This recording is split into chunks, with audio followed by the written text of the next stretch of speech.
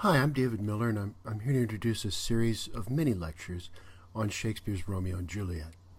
In the feature box there to the left of this screen, you see that there are 7 lectures that follow this brief introduction, and what I want to do right now is just lay out for you the thesis that I'll be developing across these next 7 mini lectures. I take my point of departure from Juliet's famous question, "What's in a name?" "'Tis but thy name that is my enemy.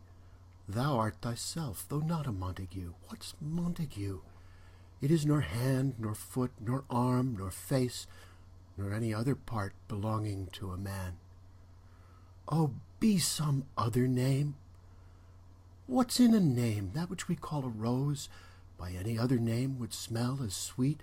So Romeo would, were he not Romeo called, retain that dear perfection which he owes without that title. Romeo, doff thy name, and for that name which is no part of thee, take all myself. I take thee at thy word. Call me but love, and I'll be new baptized. Henceforth I never will be Romeo. When Juliet asks this famous question, she thinks the answer is simple. What's in a name? Not much. That which we call a rose, by any other word, would smell as sweet. For her the question is merely rhetorical. Whatever the word rose contains, how much can it matter compared to the delicate, sensuous reality of that fragrance the word can never capture? Of course, Juliet thinks this way for a reason. She herself has been captured by the sensuous reality of that which we call Romeo, and is acutely aware at this moment of how little she cares about his name compared to the things she can see and touch: his hand, his foot, his arm, his face, and those other parts belonging to a man. By the end of the scene, Juliet is so carried away with the prospect of enjoying Romeo's dear perfections, she forgets to name a time for their next contact and has to call him back. "Hist! Romeo, hist!"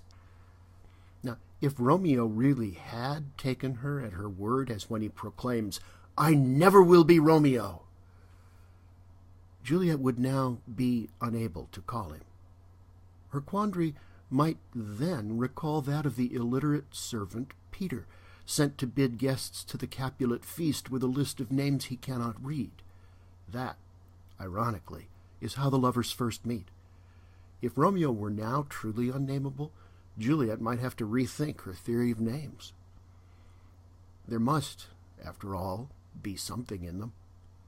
What are characters like Tybalt, Mercutio, and Romeo himself ready to kill for, or die for, if not something in a name? What will drive her own father into a towering rage, complete with threats to disown his only child and heir? Something in a name. Juliet's question is so deeply touching because it expresses not only her passion, but her incomprehension of the world she inhabits. In a society like the Verona of Shakespeare's Romeo and Juliet, a society based on blood ties and lineage, honor, names comprehend almost everything that counts in life: status, kinship, loyalty, honor, and duty. They constitute the entire network of human relations, including marriage. They constitute both the world and the lover's place in it.